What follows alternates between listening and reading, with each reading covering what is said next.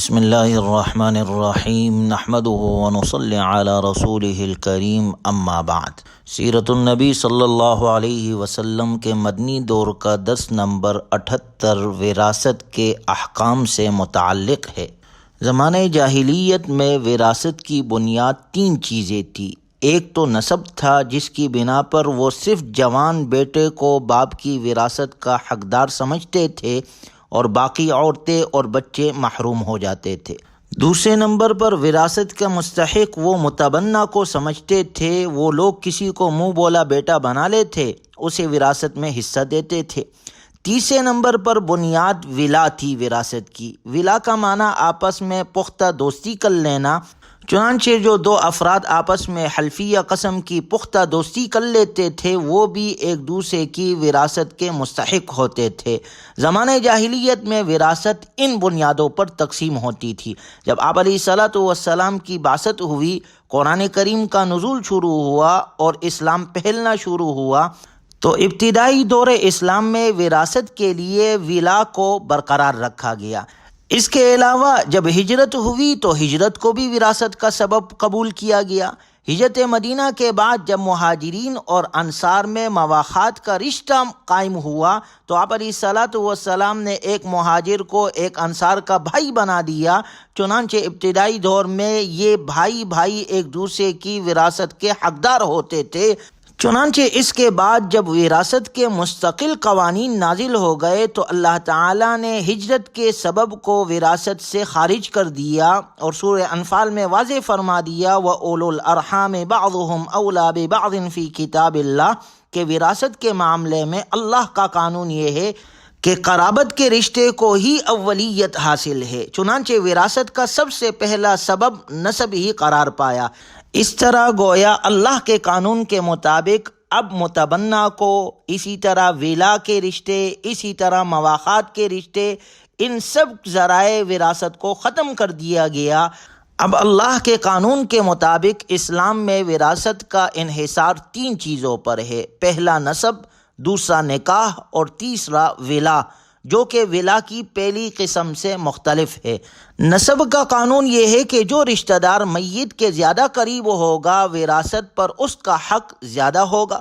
قریبی عزیز کی موجودگی میں دور کے رشتہ دار کو حصہ نہیں ملے گا۔ مثال کے طور پر مرنے والے کا باپ موجود ہے تو وراثت کا حقدار وہی ہوگا، دادا نہیں ہوگا۔ اسی طرح اگر میت کا بیٹا موجود ہے مرنے والے کا، تو پوتے کو وراثت نہیں ملے گی، بیٹا زیادہ حقدار ہے۔ وراثت کا دوسرا قانون، دوسرا سبب نکاح ہے۔ جب ایک مرد اور ایک عورت رشتہ ازدواج میں منسلک ہو جاتے ہیں تو وہ ایک دوسرے کے وراثت کے حقدار بن جاتے ہیں، تا کہ طلاق کے ذریعے سے اگر علیحدگی اختیار نہ کر لے۔ اگر خاوند فوت ہو گیا تو بیوی کو حصہ ملتا ہے، اور اگر بیوی فوت ہو جائے تو خاوند وراثت میں حق رکھتا ہے۔ گویا وراثت کا مدار نکاح پر بھی ہے۔ وراثت کا تیسرا سبب جو ہے وہ ولا ہے، یعنی اگر کوئی شخص اپنے غلام کو آزاد کر دے اور غلام کی وفات کے وقت اس کا کوئی حقیقی رشتہ دار موجود نہ ہو تو غلام کی وراثت اس آزاد کرنے والے شخص کو پہنچتی ہے۔ لیکن چونکہ اب غلامی کا دور ختم ہو چکا ہے تو لہٰذا یہ حکم بھی نہیں۔ گویا اسلام میں وراثت کا سب سے پہلا سبب نسب ہی ہے اور دوسرے نمبر پر نکاح ہے۔ اللہ تعالیٰ نے قرآن کریم میں سورہ نساء کے دوسرے رکوع میں وراثت کے احکام تفصیل کے ساتھ بیان کیے ہیں اور ہر ایک کے حصے کو بھی متعین کر کے وضاحت سے بتلا دیا کہ والد کا، والدہ کا، شوہر کا، بیوی کا، بھائی کا، بہن کا کیا کیا حصہ ہے، وہ سب تفصیل کے ساتھ موجود ہے۔ اور اس کا سبب نزول یہ واقعہ بنا کہ حضرت سعد بن ربیع رضی اللہ عنہ جو غزوہ احد میں شہید ہوئے، ان کے پسماندگان میں ان کی بیوی اور 2 بیٹیاں تھیں۔ سعد رضی اللہ عنہ کا ایک بھائی بھی تھا، اس نے ان کی شہادت کے بعد ان کا سارا مال لے لیا اور اس میں سے ان کی بیوی اور دونوں بیٹیوں کو کچھ نہ دیا۔ حضرت سعد رضی اللہ عنہ کی زوجہ محترمہ کے لیے یہ صورتحال نہایت پریشان کن تھی، کیونکہ ایک طرف شوہر کی جدائیگی اور دونوں بچیوں کے سر سے باپ کا سایہ شفقت اٹھ چکا تھا، جبکہ دوسری طرف انہیں ترکے سے محروم کر دیا گیا۔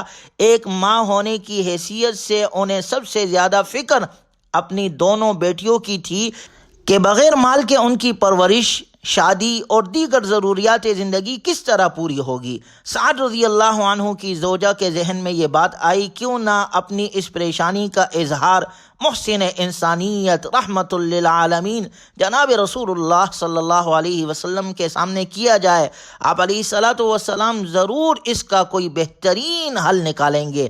رسول اللہ صلی اللہ علیہ وسلم تو ویسے بھی یتیموں اور بیواؤں کے ملجا اور ماوا تھے۔ آخر کار ایک دن سعد بن ربیع رضی اللہ عنہ کی زوجہ رنج و غم کی حالت میں اپنی دونوں بیٹیوں کو ساتھ لے کر رسول اللہ صلی اللہ علیہ وسلم کے خدمت میں حاضر ہوئی اور آپ علیہ الصلاۃ والسلام کے سامنے یوں عرض گزار ہوئی، اے اللہ کے رسول، یہ دونوں سعد بن ربیع کی بیٹیاں ہیں۔ ان کے والد احد کے دن آپ علیہ الصلاۃ والسلام کی معیت میں لڑتے لڑتے شہید ہوئے۔ ان کے چچا نے ان کا مال لے لیا اور ان کے لیے کچھ نہیں چھوڑا، اور مال کے بغیر تو ان دونوں کا نکاح بھی نہیں ہو سکے گا۔ رسول اللہ صلی اللہ علیہ وسلم نے ان کو تسلی دیتے ہوئے فرمایا، یقضی اللہ فی ذالک، اللہ تعالیٰ اس بارے میں فیصلہ فرمائے گا۔ اللہ تعالیٰ تو اپنے مخلوق پر نہایت مہربان ہے۔ اس نے اس بیوہ خاتون اور اس کی دونوں بچیوں کے مذکورہ بالا واقعے کے سلسلے میں میراث کے احکام پر مشتمل ایک جامع ترین آیت قرآن کریم کی سورہ نساء کی دوسرے رکوع میں نازل فرمائی اور حکم فرمایا، یوصیکم اللہ فی اولادکم للذکر مثل حظ الانثیین، اللہ تعالیٰ تمہارے اولاد کے بارے میں تمہیں وصیت کرتا ہے کہ مرد کا حصہ دو عورتوں کے حصے کے برابر ہے۔ فَإِن كُنَّ نِسَاءً فَوْقَ اثْنَتَيْنِ فَلَهُنَّ ثُلُثَا مَا تَرَكَ، پھر اگر دو یا دو سے زیادہ عورتیں ہی ہو تو ان کے لیے ترکے میں 2/3 حصہ ہے۔ وَإِن كَانَتْ وَاحِدَةً فَلَهَا النِّصْفُ، اور اگر ایک ہی لڑکی ہو تو اس کے لیے آدھا حصہ ہے۔ وَلِأَبَوَيْهِ لِكُلِّ وَاحِدٍ مِّنْهُمَا السُّدُسُ مِمَّا تَرَكَ إِن كَانَ لَهُ وَلَدٌ، اور اس مرنے والے کے ماں باپ میں سے ہر ایک کے لیے ترکے میں 6واں حصہ ہے اگر اس کی اولاد ہو۔ پھر اگر اس کی اولاد نہ ہو تو اس کے ماں باپ ہی اس کے وارث ہوں گے، تو اس کی ماں کے لیے 3واں حصہ ہے۔ فَإِن كَانَ لَهُ إِخْوَةٌ فَلِأُمِّهِ السُّدُسُ مِن بَعْدِ وَصِيَّةٍ يُوصَىٰ بِهَا أَوْ دَيْنٍ، پھر اگر اس مرنے والے کے ایک سے زیادہ بھائی بہن ہو تو اس کے ماں کے لیے 6واں حصہ ہے۔ یہ تقسیم اس کی وصیت پر عمل یا قرض ادا کرنے کے بعد ہوگی۔ آگے اللہ کا ارشاد ہے، آباؤکم و ابناؤکم لا تدرون ایہم اقرب لکم نفعا، باپ اور تمہارے بیٹے تم نہیں جانتے کہ ان میں سے کون نفع کے لحاظ سے تم سے زیادہ قریب ہے۔ فریضۃ من اللہ ان اللہ کان علیما حکیما، یہ تقسیم اللہ کی طرف سے مقرر ہے، بے شک اللہ خوب جاننے والا بڑی حکمت والا ہے۔ اس آیت مبارکہ کے نازل ہونے کے بعد رسول اللہ صلی اللہ علیہ وسلم نے ان بچیوں کے چچا کی طرف یہ پیغام بھیجا۔ آپ علیہ الصلاۃ والسلام نے فرمایا کہ سعد کی دونوں بیٹیوں کو 2/3 اور ان کی ماں کو 8واں حصہ دے دو، اور جو بچ جائے وہ تمہارے لیے ہے۔ اس طرح اس بیوہ عورت اور اس کی بیٹیوں کو ان کا حق دلایا گیا، اور یہ واقعہ امت کے لیے باعث رحمت بن گیا۔ اللہ تعالیٰ نے وراثت کے احکام نازل فرما کر امت مسلمہ پر عظیم احسان فرمایا، اور زمانہ جاہلیت میں ترکے کی تقسیم ہونے والے ظلم و ستم کا نہ صرف مکمل طور پر خاتمہ فرما دیا، بلکہ آئندہ کے لیے بھی اس سلسلے میں کسی قسم کے جھگڑے کی کوئی گنجائش باقی نہ چھوڑی۔ زمانہ جاہلیت میں لوگ ترکے کی تقسیم کے معاملے میں بے اصولی اور ظلم و زیادتی کا شکار تھے۔ ان کے ہاں جس کی لاٹھی اس کی بھینس کا اصول روا تھا۔ وہ طاقت و قوت کی بنیاد پر ترکہ تقسیم کرتے تھے۔ کمزوروں، غریبوں، یتیموں اور بیواؤں کو کچھ ملنا تو دور کی بات، انہیں اس کے قریب تک نہیں آنے دیتے تھے۔ عرب کے لوگ کہا کرتے تھے، کیف نعطی المال من لا يرکب فرسا ولا يحمل سلاحا ولا يقاتل عدوا، ہم اسے مال کیسے دے دے جو نہ گھوڑے پر سوار ہوتا ہے، نہ ہتھیار اٹھاتا ہے اور نہ دشمن کا مقابلہ کرتا ہے۔ اللہ تعالیٰ نے جاہلیت کے اس ظلم کا خاتمہ فرمایا، وراثت بننے والی عورتوں اور یتیموں کے حصے مقرر فرمائے، نیز یہ بھی بیان فرما دیا گیا کہ کس کس کو کتنا کتنا حصہ ملنا چاہیے۔ اس طرح تا قیامت آنے والے انسانوں کے لیے یہ واضح ہو گیا کہ اب زندگی کے کسی شعبے میں بھی جاہلیت کے طور و طریقے نہیں چلیں گے بلکہ اسلام ہی کی تعلیمات پر عمل کیا جائے گا۔ احکام وراثت نازل کر کے ابتدائی اسلام میں رائج وصیتی طریقے کو بھی منسوخ کر دیا گیا، جس کی بنیاد یہ تھی کہ جائیداد کا مالک خود اس بات کا اہتمام کرتا تھا کہ اس کے مرنے کے بعد اس کی جائیداد کا بندوبست کس طرح ہوگا اور کون کون لوگ اس میں حصہ دار بنیں گے۔ اس میں اگرچہ اصلاح کی گنجائش رکھی گئی تھی کہ اگر وصیت کرنے والے کی طرف سے کسی کی طرفداری یا حق تلفی ہو گئی تو اس کی اصلاح کی جا سکتی ہے، لیکن انسان بہرحال کمزور ہے، اس لیے اللہ تعالیٰ نے انسانوں کو وراثت کا ایک زبردست جامع اور بے نظیر نظام عطا فرمایا اور ترکے کی تقسیم کے مسئلے کو مستقل طور پر حل فرما دیا۔ احکام وراثت کا ایک ایک قانون عدل و انصاف کے تقاضوں کے عین مطابق ہے۔ اللہ تعالیٰ نے اپنے علم اور حکمت کے مطابق وراثت میں ہر صاحب حق کو اس کا حق عطا فرمایا ہے۔ اور یہاں پر اس بات کی وضاحت ضروری ہے کہ وراثت کی تقسیم میں للذکر مثل حظ الانثیین، مرد کا حصہ دو عورتوں کے حصوں کے برابر ہے۔